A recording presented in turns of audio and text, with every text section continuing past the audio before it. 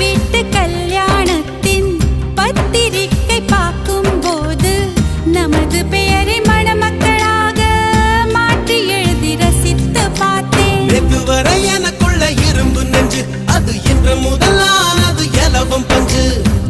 கட்ட பொம்மன் உருவம் போல உன்னை வரைந்து மறைத்தே வைத்தேன்.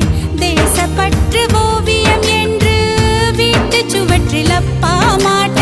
அணைக்கட்டு போலவே இருக்கும் மனசு, நீ தொட்டு உடைஞ்சது என்ன? புயலுக்கு பதில் சொல்லும் எந்த இதயம் பூப்பட்டு சரிஞ்சது என்ன? வேப்ப மரம் சுத்தி வந்து அரச மரமும் பூத்ததையா?